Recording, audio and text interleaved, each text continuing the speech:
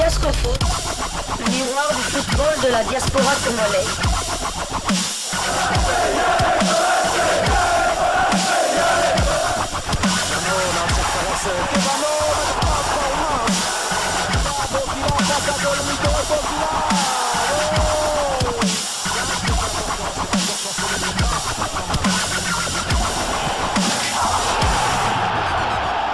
Diascofoot, le miroir du football de la diaspora congolaise.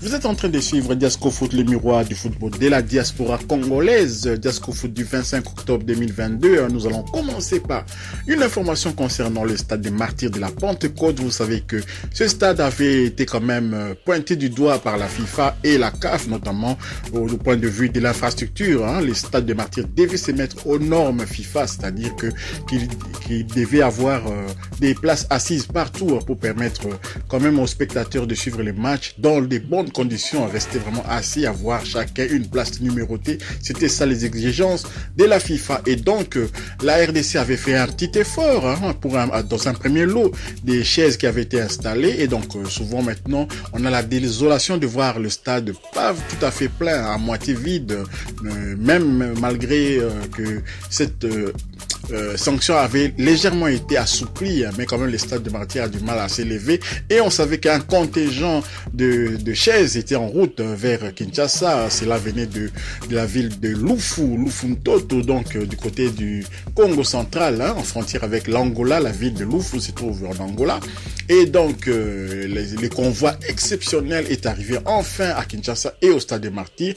Et je vous laisse suivre le communicateur, l'analyste et communicateur de la cellule quand même du département du ministère des Sports et Loisirs, Ludovic Milambo, qui en parle. Il est lui-même sur le terrain. Vous allez voir, il va présenter la chose, il va présenter un peu, planter les décors. N'oublions pas que c'est un warrior du ministre Serge Condé et donc par ricochet, warrior également du président de la République Fachi Béton. Suivons Ludovic Milambo et puis ensuite nous allons nous retrouver juste après. Je rappelle ici que le stade de Martyrs, depuis Mobutu Atongo et Zalaka chantier. Alors, la volonté à chef de l'État, il y a qu'on nommé la tête du ministère du Sport, au moins Mboka na Kombo, Serge Nkonde Tchembo. Naïsa Kibino qui bakite aussi là. Naïsa Kibino est le stade de Martyrs et comme la norme internationale. Avec Serge Nkonde, Moto Oyo Aye pour interpréter. Vision, il y a chef de l'État, Félix Antoine Tshisekedi Babengi, le meilleur président d'Afrique. Bomoni Bino Moko, la carte stade de Martyrs, plus de 30 000 chaises. Wapi eye na kati ya stade de Martyrs, wapi ekotiama na yango peto kozela 20 000 chaises pour ekokota mokolo ya jeudi na sengi na bino pa na yakin pour continuer toujours kosa la confiance en la ministre ya sport Serge Nkonde Tchembo ye wapi aye na mayele na ye ko interpréter ko sepelisa pa na yakin ko pesa bango esengo na kati ya mitema bokomona ete changement total et okota na kati ya domaine sportif ba retomber ya mbwela lojo ba retomber ya états généraux des sports calamité beaucoup monde yango toko sunga na stade de Martyrs to kitana ba province nyonso dans toutes les 26 provinces pour la kotonga ba stade pour la ko redorer ba stade pour la ko changer makambo ebele grâce à son excellence monsieur le président de la République Félix Antoine Tshisekedi wabi bilan naye les a largement positif na certains sportifs na yango ba kino nyonso ba sportif nyonso ba pesio matondo na ozo sala en tout cas yona fachi libala libela na libela. Détrompez-vous, ce n'est pas les techniciens en charge de la pose des sièges ici au stade des Martyrs. C'est plutôt le ministre des Sports et Loisirs, Serge Condé, qui fait office de technicien afin de poser symboliquement une chaise en guise de relance des travaux d'installation des chaises sur les gradins supérieurs du stade des Martyrs. Objectif, rendre ces temples omnisports aux standards internationaux. Nous sommes venus lancer les travaux de la continuité de ce chantier du stade des Martyrs. Comme vous le savez, on avait placé plus ou moins 30 000 au premier gradin. Il était question qu'on habite tout le stade. C'est un stade qui avait été conçu pour 80 000 places assises. Alors il nous restait plus ou moins 50 000 chaises à fixer au gradin supérieur. À travers ces gestes symboliques du ministre Nkonde, c'est un lot de 18 000 sièges arrivés à Kinshasa qui vont s'ajouter aux 30 000 déjà en place. Selon la volonté du président de la République, chef de l'État, son Excellence Félix-Antoine Tshisekedi Tshilombo, nous voulons offrir aux sportifs quinois un stade moderne, digne de la RDC. Depuis que ce stade avait été construit à l'époque de Mobutu, l'époque du Zaïre, les Chinois nous avaient laissé moins de 6 000 chaises, un stade de 80 000 places, et il n'y a aucun président qui avait songé terminer ce chantier. S'agissant du délai des travaux, les ministres Nkonde rassurent. Fin novembre, les travaux devront être livrés. L'essentiel, c'est d'avoir un bijou, un stade, un travail bien fini. L'essentiel n'est pas la précipitation, mais avoir un travail bien fini pour l'avenir des sportifs congolais. Il est à noter que l'objectif final demeure celui de remplir totalement ces stades des sièges.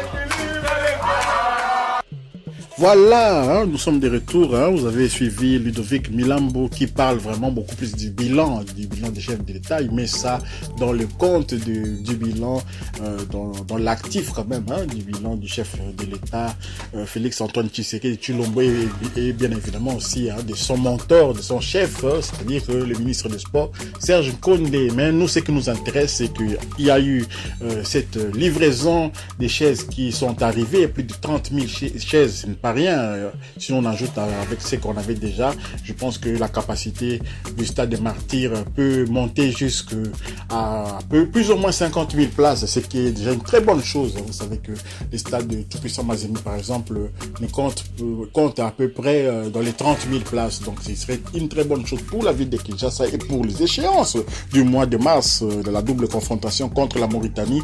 On aura vraiment besoin que ces stades-là soient vraiment remplis à ras-bord. Je me demande si les travaux vont commencer quand, parce que il y a un concert de Fally Ipupa qui est prévu d'ici peu, là, toujours dans ce même stade des Martyrs, mais c'est pas ça l'essentiel. L'essentiel est que on puisse avoir ces chaises-là qui vont être installées petit à petit. On a jusqu'au mois de mars pour pouvoir y arriver. Donc voilà ce qu'on pouvait dire concernant cette livraison des chaises pour le stade des Martyrs.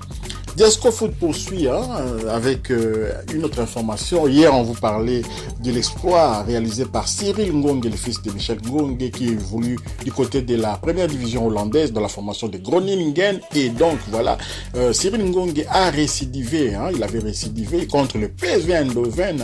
Victoire 4-2 de cette formation de Groningen contre le PSV Eindhoven, ce qui est vraiment une bonne performance. Et grâce à son but et puis grâce aussi à ses prestations au cours de ces matchs-là, il a été repris dans l'équipe type de ces week-ends, du week-end dernier. Donc voilà, il est dans l'équipe type de cette journée-là de championnat. Bravo donc à Cyril Ngongue. Bonne continuation. On espère que vraiment tu pourras être convaincu de jouer pour les Léopards derrière. C'est comme ton père l'a fait jadis. C'est parce que vous savez, à ton poste là, à son poste, disons, parce que là je suis en train de m'adresser à lui, à son poste, il y a vraiment beaucoup de concurrence, avec tous les respects, avec Lukaku, Benteke, Yachai, qui sont déjà là devant, et Openda encore qui s'est ajouté. Bon, voilà, la course, la porte est ouverte pour la nouvelle génération, mais bon, les Léopards aussi ont des ambitions de se qualifier pour la CAN, et puis les ambitions aussi d'aller à la Coupe du Monde 2026. Donc félicitations à Cyril Ngongue et bonne continuation. On espère que dans les prochains matchs, tu vas confirmer encore tous les biens que nous pensons de toi. À présent, on aimerait conclure quand même ces nouveaux numéros de Diasco Foot par les résultats réalisés par les Léopards U23 Kinshasa. Le résumé de la rencontre et quelques images quand même de l'ambiance avant et après le match. Donc victoire 4-1 de nos Léopards qui comptait quand même un binational. Pas un binational, mais quand même un joueur de la diaspora au sein de cette formation. C'est le défenseur, l'arrière central John Nekadio, le petit frère du boss Christian Luindama. Donc il avait participé à cette large victoire et donc il y a eu de l'ambiance quand même. Les jeunes sont dans les bonnes dispositions. Nous vous les montrons parce que du jour au lendemain, ces jeunes-là peuvent se retrouver au niveau de la diaspora. Ils vont entrer en compte pour Diasco Foot également. Donc voilà, préparez-vous déjà à reconnaître quelques visages comme ça, afin que quand ils vont venir dans la diaspora, que vous ne soyez pas surpris. Nous avons notamment le milieu de terrain, l'attaquant Ikangalombo, alias Mbappé, on l'appelle Mbappé, déjà au début que le monté Mbappé, il a presque la même vitesse, mais il faudrait peut-être qu'il travaille encore un peu plus sa lucidité, parce que il avait manqué le but du 5-0, en étant trop altruiste. Il avait voulu faire la passe, alors qu'à cet endroit-là, le véritable Mbappé aurait tiré. Voilà.